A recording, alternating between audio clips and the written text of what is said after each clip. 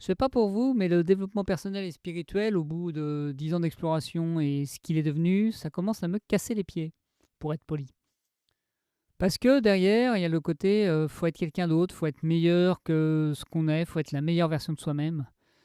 Et derrière ça, il y a un moyen de toujours chercher la petite bête et de de ne pas s'aimer pour ce qu'on est et s'accepter pour ce qu'on est. Et donc vouloir, entre guillemets, encore une fois, rentrer dans une case qui est pas la nôtre. Et certes, ça peut aider à se découvrir, à se connaître, à voir qu'autre chose est possible. Mais est-ce que vraiment ça nous change? Au sens où ça nous permet de faire évoluer notre vie, d'exprimer des parties de nous qu'on s'autorisait pas à exprimer avant? Peut-être ben que oui, mais souvent, pour moi, ça crée des armures ou des histoires qu'on se raconte pour avaler la pilule que notre vie n'est pas comme on a envie qu'elle qu'elle est et qu'on trouve encore un nouvel ennemi à combattre.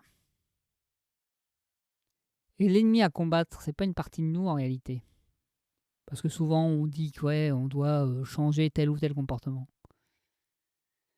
L'ennemi à combattre, c'est le fait de ne pas se choisir. C'est le fait de ne pas s'engager pour soi. C'est le fait de ne pas s'aimer assez.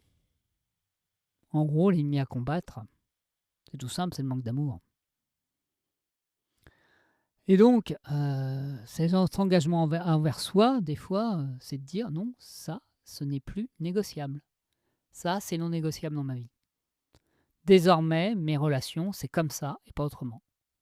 Cette partie de moi, mes émotions, je n'accepte plus qu'elles soient piétinées, reniées, jugées, critiquées.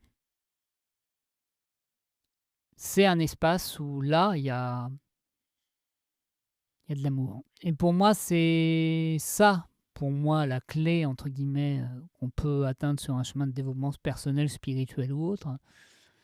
C'est réapprendre à se faire passer en premier, mais de la bonne manière, pas d'une manière égotique, pas d'une manière, moi, mais d'une manière où on écoute vraiment ce qui est à l'intérieur et qu'on exprime vraiment ce qui est là. Et sans toutes les histoires qu'on se raconte, sans toutes les prétextes et tous les personnages qu'on veut jouer ou toutes les apparences qu'on veut respecter ou qu'on veut caresser dans le sens du poil ou toutes les petites manigances qu'on veut utiliser pour faire son beurre et pour se faire mousser ou pour, manipuler l'autre, disons troquer de l'énergie. Parce que beaucoup de nos relations, c'est ça. C'est: «Oh, montre-moi que je suis parfait parce que moi je me vois pas comme tel. Montre-moi que je mérite de l'amour parce que moi, je refuse de m'en donner». Tout ça. Est-ce qu'on peut juste un moment, se poser et se dire, «Ouais, mais est-ce que moi, je m'engage vraiment pour moi? Est-ce que moi je m'aime vraiment? Est-ce que moi,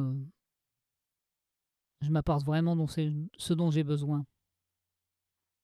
Vous me direz: «Oui, certes, le développement personnel peut permettre ce chemin-là». Ouais, mais souvent, derrière, ça se cache un côté de: «Je ne suis pas assez, je dois être mieux» ou «Je ne suis pas comme il faut». Il y a quand même souvent dans cette démarche-là un manque d'amour ou un refus aussi de la réalité. Donc on part dans le développement spirituel et la loi d'attraction et tout, et toutes ces usines à gogo, comme j'aime dire. Parce que oui, il y a une réalité derrière, mais souvent quand on va chercher ça, on refuse la dure réalité de la vie. C'est que des fois, il faut se bouger les doigts du cul et ça vient pas tout seul, voilà. Ça tombe pas tout cru dans le bec et qu'il faut aussi accepter de se mettre en mouvement pour avoir ce qu'on désire et que c'est pas en faisant des méditations ou des visualisations que les choses vont se mettre en place. C'est en acceptant que ça soit inconfortable, en acceptant, que ça fasse flipper, en acceptant que ça nous fasse bouger, en acceptant, même des fois que ça nous casse les pieds.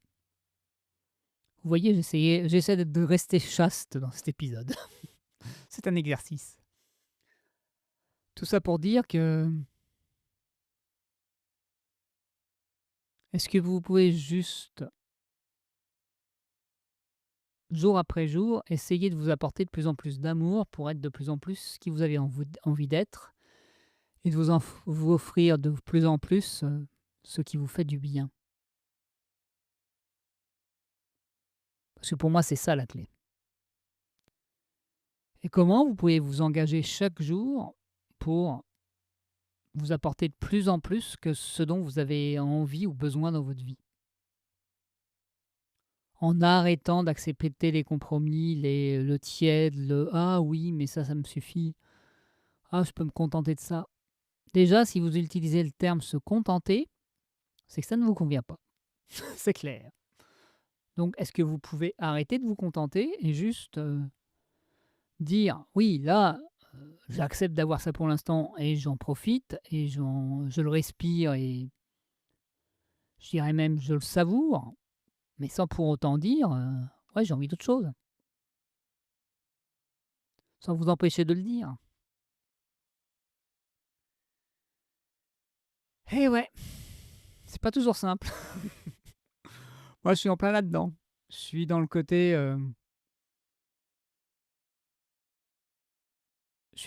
faut que je m'engage pour faire vivre mon projet, d'accompagner des gens et à travers ça, faut que je dépasse toutes les émotions qui sont au milieu et que je traîne depuis des années pour, plein de raisons. Mais j'ai plus envie de les comprendre, j'ai plus envie de les analyser, j'ai juste envie de les ressentir pour de leur faire de la place et continuer à avancer.